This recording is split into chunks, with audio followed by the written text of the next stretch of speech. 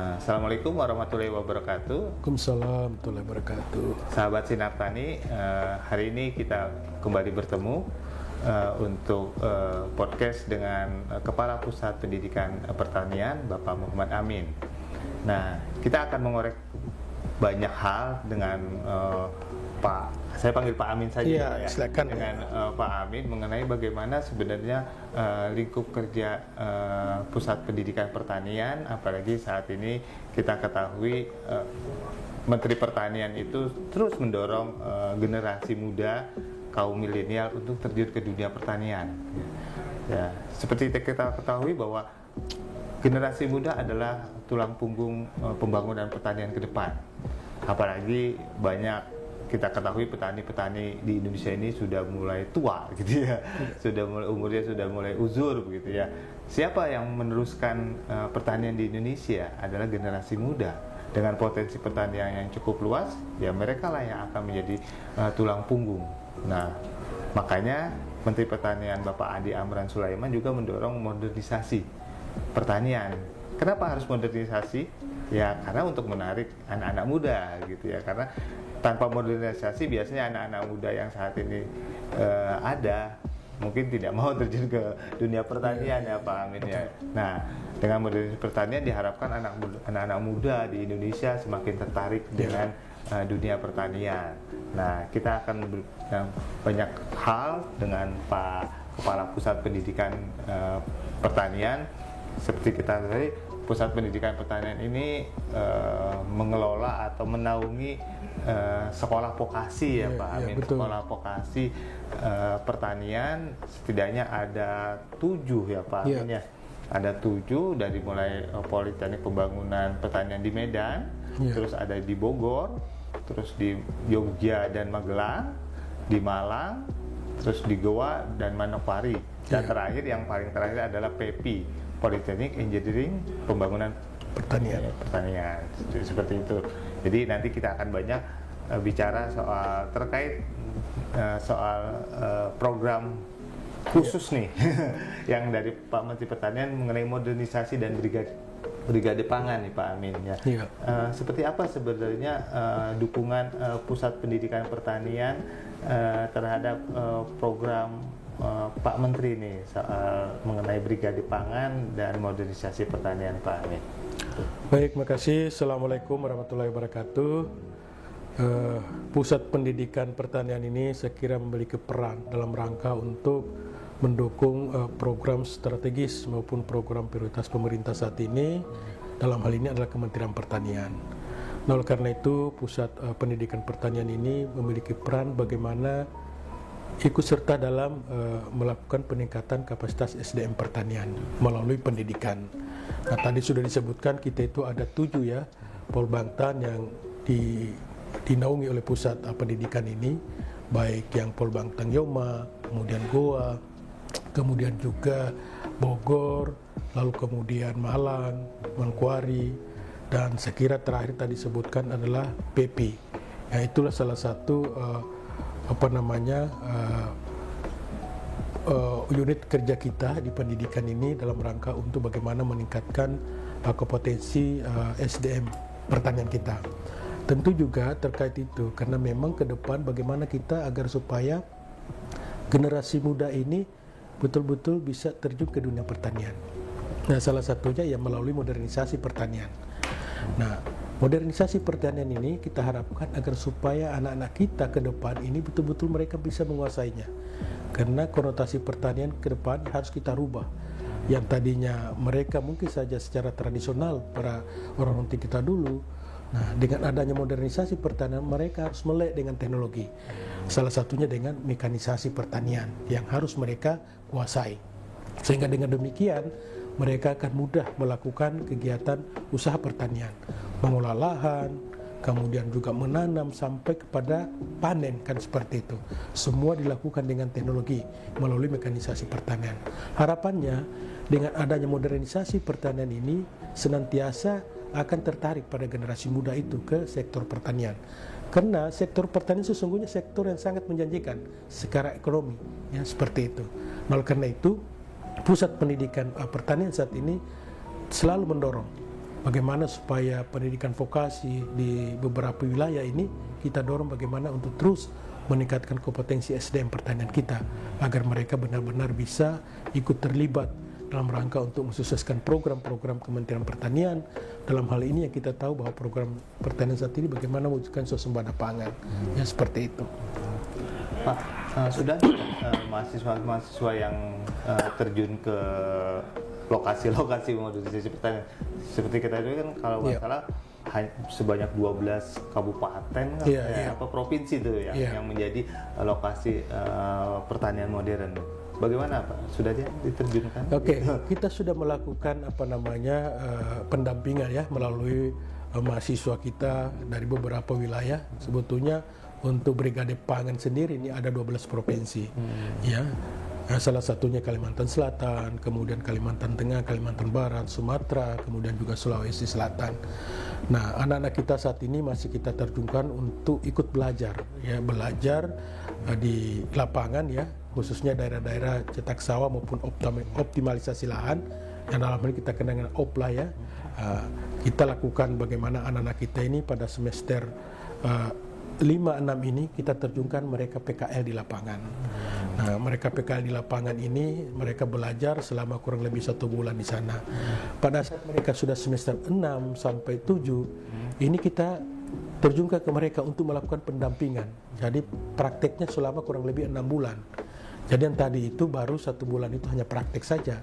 Nah, lalu kemudian semester 6-7 ini kita turunkan untuk belajar di pertanian ini, terutama lahan optimalisasi lahan ya, OPLA ini, kemudian juga dicetak sawah khususnya untuk lahan rawa. Kita terjunkan mereka ini selama 6 bulan untuk belajar di sana. Nanti kita persiapkan mereka ini akan nanti terlibat nanti pada saatnya di Brigade Pangan. Ya. Karena mereka sudah punya pengetahuan, sudah punya pengalaman di lapangan, paling tidak mereka sudah mampu beradaptasi dengan lingkungan di mana mereka ditempatkan. Nah, suatu saat mereka nanti diterjunkan sebagai Brigade Pangan, mereka sudah siap dengan itu. Nah, harapannya nanti visi pendidikan kita nanti ke sana, seperti itu. Berarti tahapnya melalui tahap pertama tadi 1 bulan dulu, betul. Kemudian nanti 6 bulan, terus nanti mungkin kalau mereka sudah lulus mereka terjun langsung ke Brigade. Betul. Jadi kita lakukan saat ini, kita sekarang ada pembaharuan di pusat pendidikan ini adalah memperbaiki kurikulum.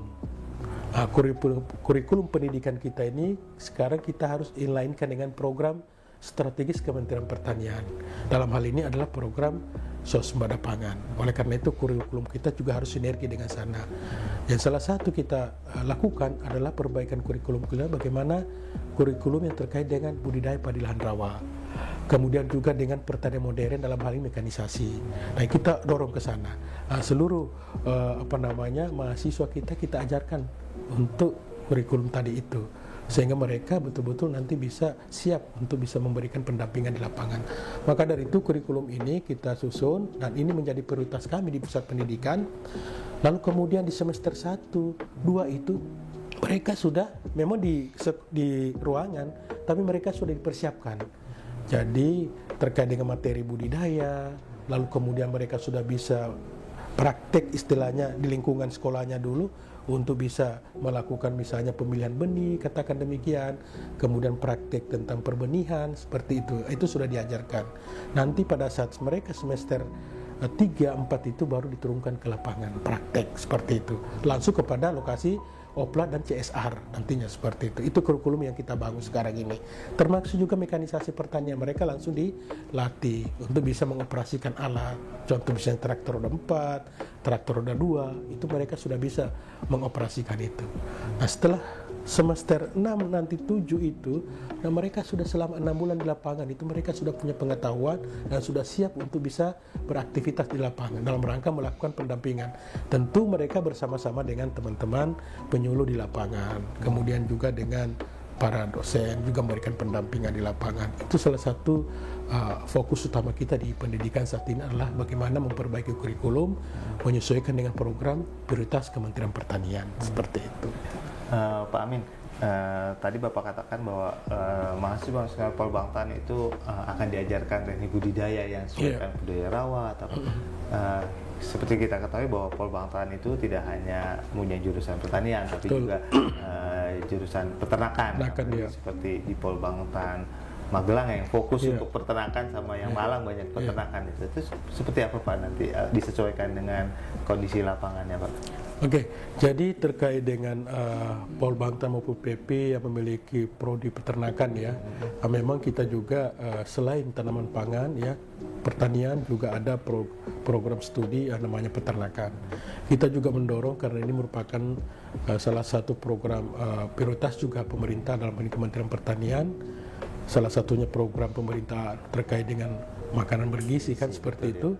Nah, oleh karena itu sumber protein itu kan berasal dari ternak ini seperti itu maupun dari ikan misalnya. Nah, peternakan kita dorong misalnya untuk ayam misalnya, kemudian juga untuk ternak besar misalnya sapi, kemudian kambing. Ini juga mahasiswa-mahasiswa kita dorong juga untuk bisa memahami terkait dengan teknologi peternakan. Bahkan juga kan program makan bergizi ini kan terkait dengan susu misalnya kan salah satu itu juga. Nah, oleh karena itu ya seluruh program studi yang ada di Polbangtan ini semua mendukung program strategis Kementerian Pertanian seperti itu. Pak Amin, selain program Brigade Pangan yang di Kementerian Pertanian untuk menerjunkan milenial ke pertanian, salah satu juga ada program YES Pak. Betul, YES yang merupakan bantuan luar negeri bekerja sama dengan IFAD begitu kan, itu juga mendorong menumbuhkan milenial. Itu seperti apa Pak sekarang itu? Oke, baik, makasih. Jadi terkait dengan program YES ya. Ya, jadi program YES ini tujuannya adalah dalam rangka untuk memberdayakan para masyarakat kita, dalam hal ini para petani kita ya. Nah, program YES ini memang wilayahnya sangat terbatas, dia hanya berada di 4 provinsi, di 19 kabupaten ya. Nah, oleh karena itu kita sudah lakukan intervensi dengan program YES ini dengan penerima manfaat. Nah, penerima manfaat ini banyak para milenial, para pemuda ya, para milenial. Nah, kalau kita lihat dari data penerima manfaat dari program YES ini, itu kurang lebih 300.000 sudah menerima manfaat dari program YES ini. Dan kurang lebih 66.000 itu sudah bisa bekerja di kewirausahaan, ya. Mereka sudah kewirausahaan. Nah, itu jadi memang program YES ini sebetulnya sangat memiliki peran sangat penting sekali dalam rangka untuk meningkatkan kapasitas SDM pertanian kita, terutama para milenial ya. Kita sudah juga berikan pelatihan-pelatihan melalui program di sini terkait dengan literasi keuangan, bagaimana mereka memanfaatkan usahanya ya, dengan kewirausahaan ini mereka bisa meningkatkan skala ekonominya di dalam program itu. Bahkan ya beberapa para petani-petani yang intervensi program YES ini sudah memiliki usaha-usaha baik di bidang pertanian, tanam pangan misalnya, kemudian juga di peternakan seperti itu, di perkebunan, tanaman pangan katakan misalnya saat ini mereka bisa mengelola bagaimana membuat beras organik.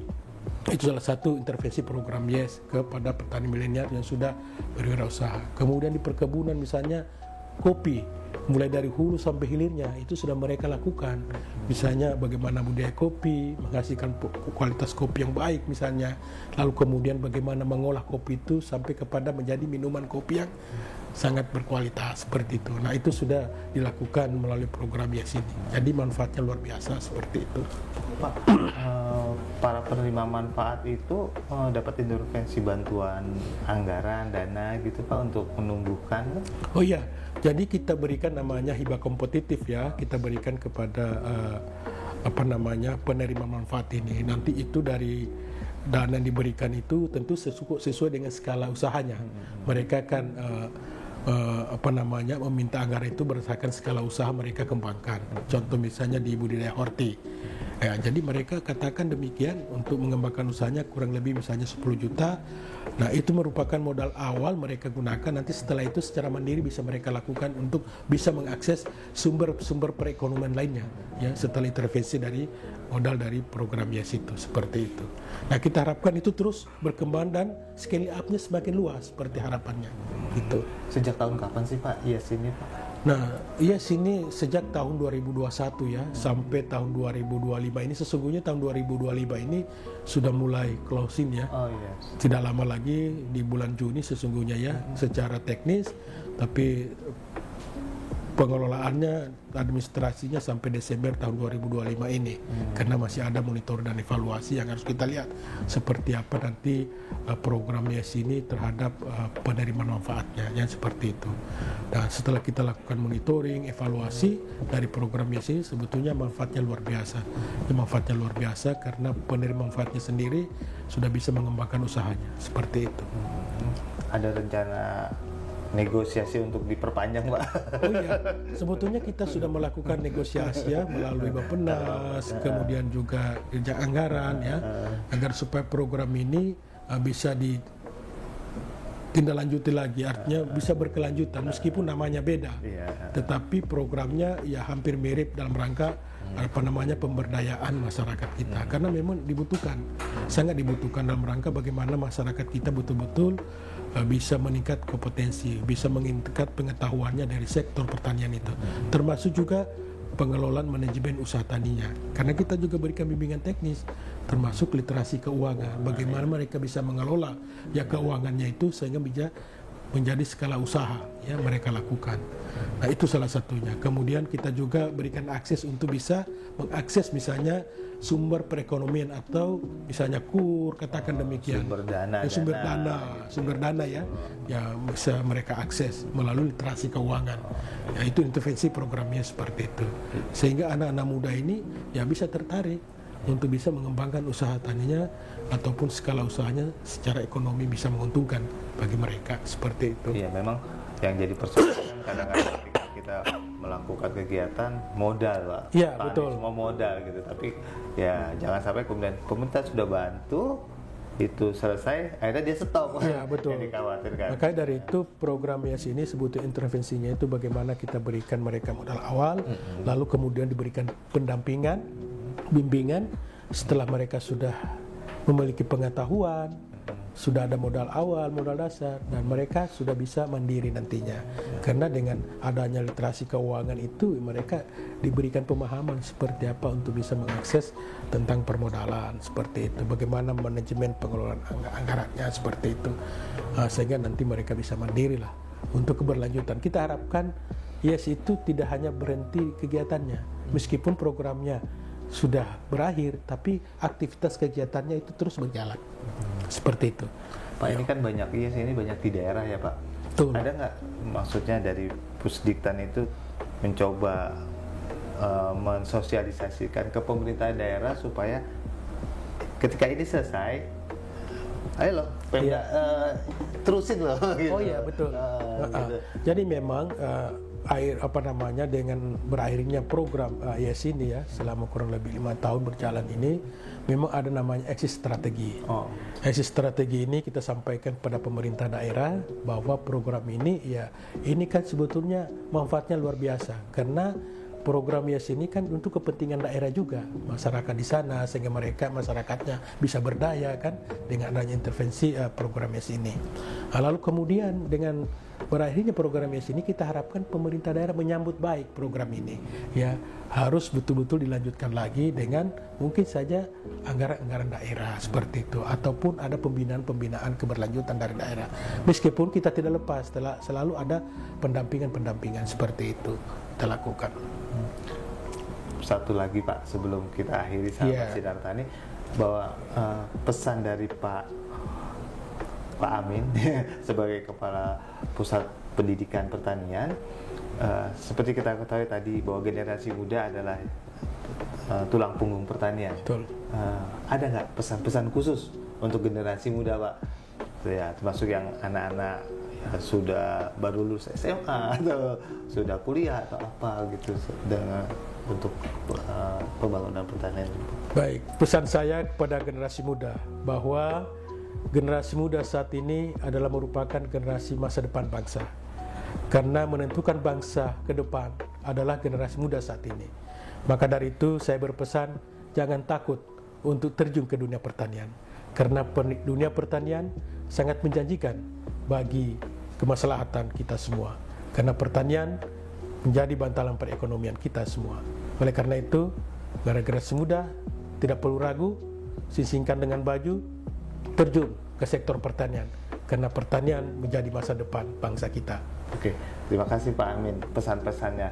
Para sahabat Sinar Tani, itulah pesan dari Kepala Pusat Pendidikan Pak Muhammad Amin, bagaimana pertanian itu memiliki prospek yang cerah gitu ya. Jadi jangan takut untuk terjun ke dunia pertanian, karena sudah terbukti bahwa pertanian adalah tulang punggung ekonomi bangsa Indonesia. Dari saya, tim Sinar Tani Podcast, saya ucapkan terima kasih. Wassalamualaikum warahmatullahi wabarakatuh.